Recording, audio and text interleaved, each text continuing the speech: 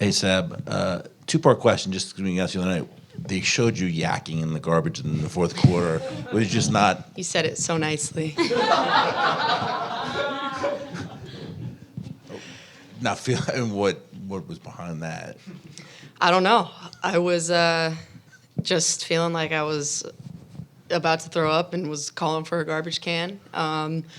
Yeah, I don't know. Maybe the emotions of the game, everything going on, just wasn't feeling great. But good thing there was a garbage can right there and it didn't end up on the floor. The second one, just reflecting on the season, you guys didn't get the end goal you wanted, but the growth of this team to get to the finals. I'm guessing, knowing you pretty well, that's going to fuel you going into next year. Yeah, I think when you set lofty goals, sometimes not achieving them feels like failure, but this season wasn't a failure. What we've been able to accomplish here in such a short amount of time with this entire city backing us, behind us, and doing something that's never been done before is a success. And so I think, obviously, there was this pressure and understanding that we didn't achieve our goal, and this season, kind of goes to shit. And I don't believe in that. I believe there's beauty in the struggle, and you have to understand what it feels like to lose, to come out on top. And for us, having that silence in the locker room, knowing what it feels like to be so close and not get it, is going to fuel us going into this offseason and into this next year of understanding what it takes to win. I'm just going to, two questions. One, going to follow up and phrase it a little more nicely than Doug did. Did you getting sick on the floor, how much, if at all, did that affect your play on Wednesday night? Or I use no excuses. Yeah, no excuses. It's this at this point in the season, everyone's hurt, banged up, not feeling well.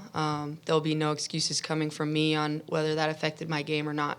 yeah. And second part, as you look to the offseason, are you planning on staying in the U.S., going back to Oregon? And I guess what are you prioritizing if you are staying home? Yeah, I am staying home, not going overseas.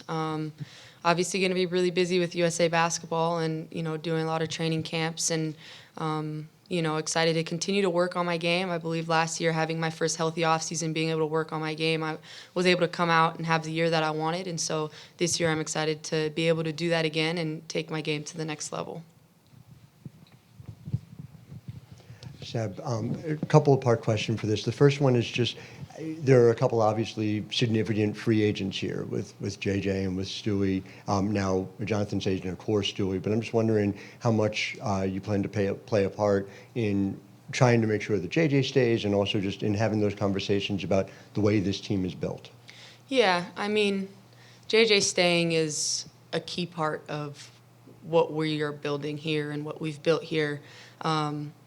Being able to see her growth through this year was nothing short of amazing, and she's a reason why we got as far as we did, because she was able to figure out what she needed to do to help us win. And so for me, I know walking out, I told her, don't leave without me being able to talk to you, because I want to be able to tell her and continue to obviously allow her to do what it is she wants to do and what she's searching for, but just have her understand how thankful I am for what she was able to do this year, how she was able to buy in and commit herself. And obviously I feel for her. She's been in this position many times of being just short of her goal, but I know we're going to be able to win one with her, and I know she's going to understand that, and just going to do everything I can to make sure she comes back next year and is as happy as she can be. And just for you personally, you have been in a lot of ways a lightning rod in this league when it comes to people's responses, either externally or internally. And I'm just wondering how much you like that and how much you think that is helpful towards the overall growth of the league. This is a very common thing, obviously, we've seen on the men's side for years.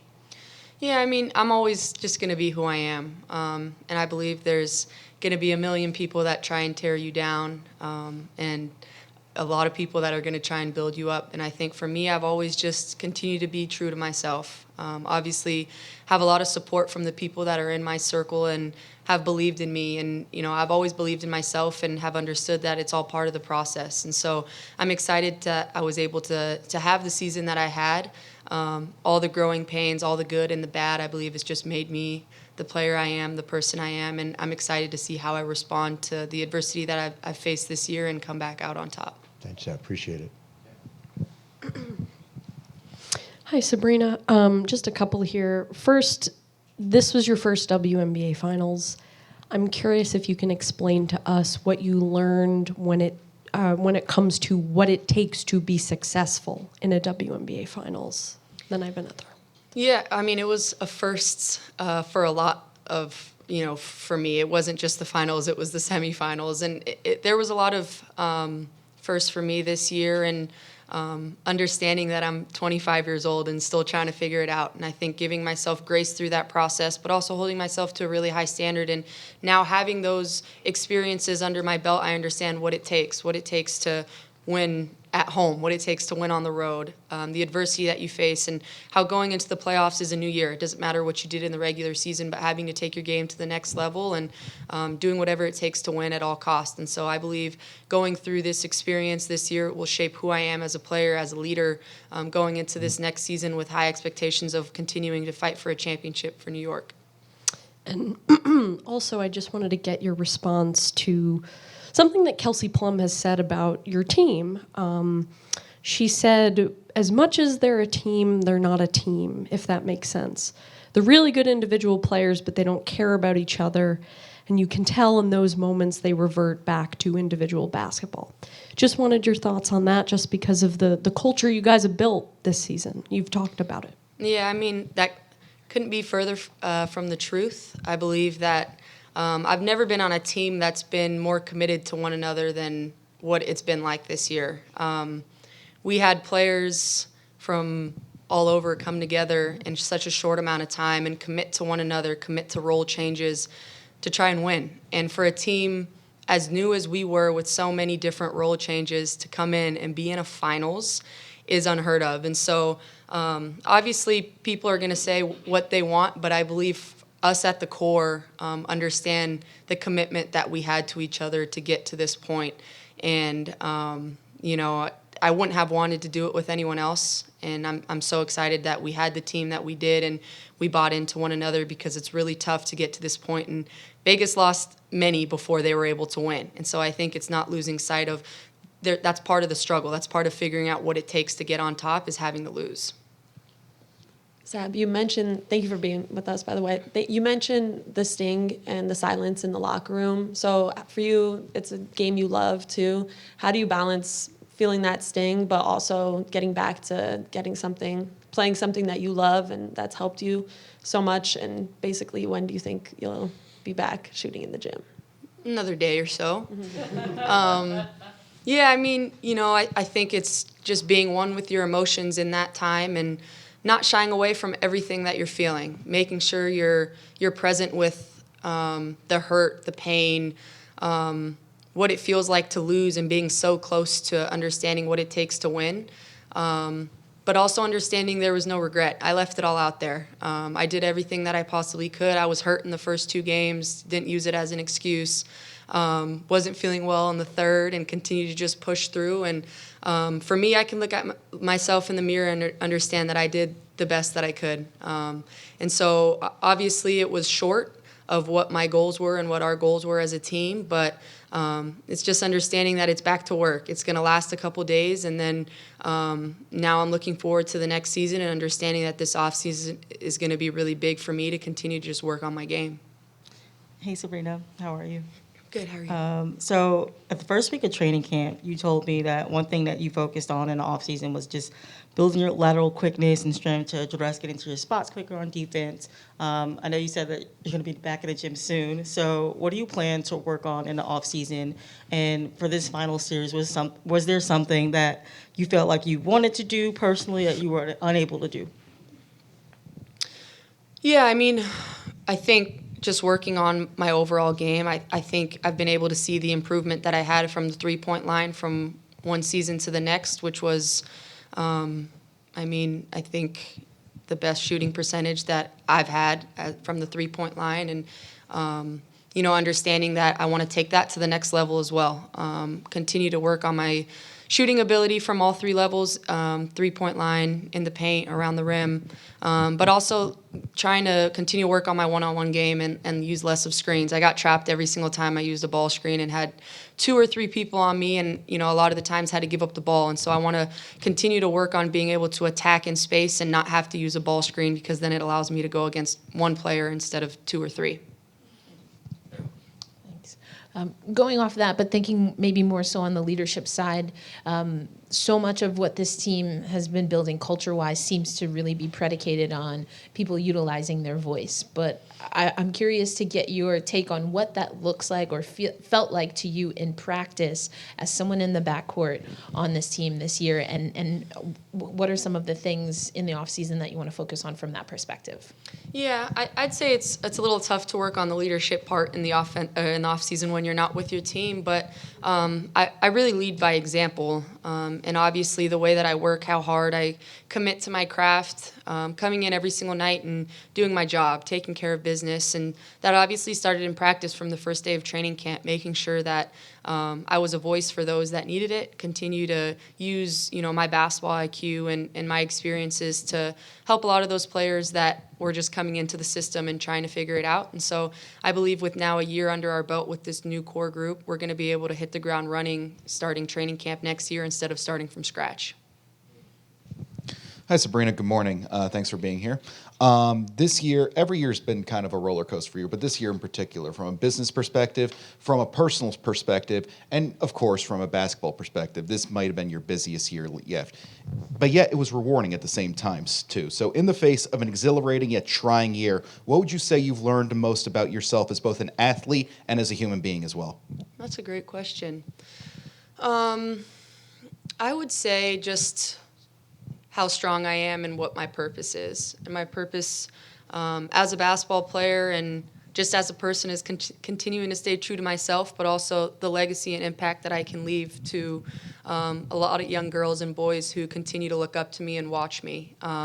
Although we won, lost, whatever it is, continuing to be a role model for those that were able to be in this arena, were able to watch me on TV, were able to see how I present myself, the human being that I am, and what's important to me, and that's continuing to inspire the next generation. And I was able to do that through my foundation, through continuing to just give back in the communities that have meant so much to me, and not losing sight of the importance and significance of that when I have this platform. And that's near and dear to my heart, and I'm going to continue to do that. I have a camp next week in Eugene, and it's back to work and giving back to all those young kids that are looking for a role model. Appreciate your time and insight. Thank you. Thank you.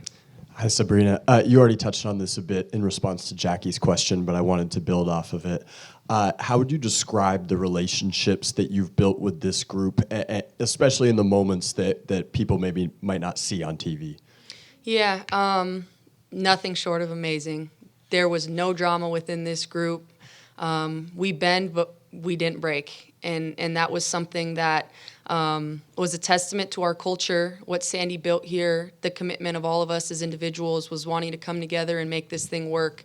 And to be able to see so many players from so many different backgrounds, different teams come together in 2 weeks of training camp and figure it out and hit the ground running and start the season, continuing to fight for what we wanted to accomplish. It started with the connections that we had off the court, on the court, and our level of commitment to one another. Good morning.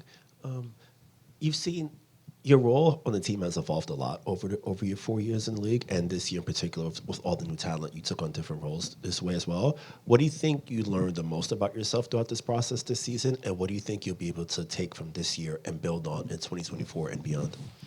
Just to be, being able to be adaptable. Obviously the role that I had last year was different than the role that I had this year, but just as important. And for me, I think it was the ability to understand where I'm needed, what I'm needed to do, and continuing to improve as a basketball player, because I'm not just a scorer, I'm not just a passer, I'm not just a rebounder, but I'm able to get my teammates involved and find ways to help my team win, whether one thing's working or not. And I believe that's something that I've always done my entire career, and I pride myself on, is just being able to be effective when one thing's not going well. And so for me, I've understood that's always been my strength, but continuing to take that to the next level.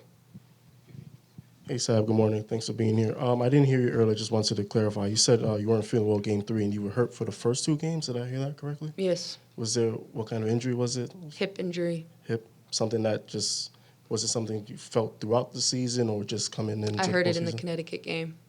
Game 3. 3? The game in Connecticut would be game 4. 4.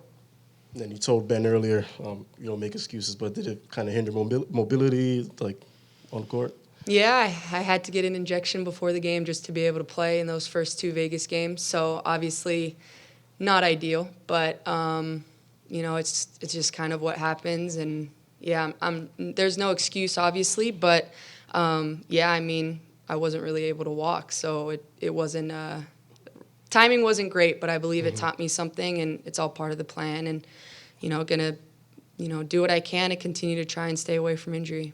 Right, and if you could pinpoint, were you playing at 80%, 70% after you got the injury? I don't know, because I don't want to use it as an excuse. Not a high percentage. Wanted to know how you feel you've grown as a film watcher from your time at Oregon to now. I've never been asked that question, and I love it. I've always watched a crazy amount of film on just being able to understand what teams are doing, but also understanding what they're trying to accomplish and how I'm able to put myself in a position to punch first and understand what it is that I'm trying to get at. And I watch all games, tendencies, what teams are trying to get to, what their strengths are, end of game situations. Because when I get out there, I don't want to be thinking about it. I just want to know. And I feel like I've been able to continue to dissect the game and learn at a high level. Obviously, being able to have played now my 3rd season, I'm able to understand players' tendencies, what their strengths and weaknesses are, and how can I can exploit them. Is there anything in particular that you feel pops quicker for you now? What did he say? Pops quicker? Yeah. Anything that pops out on film for you quicker now than you did earlier? No, I don't think in particular. I think just understanding actions a lot better, understanding defensive schemes, how teams are playing me, and ways to exploit that have been something that I've just been able to see and have just known how to counter really well. Got you. Thank you. Great. Thanks, Sabrina. Jocelyn will be up next. Thank you guys, and sorry I didn't do the media. I was sick after the game, but.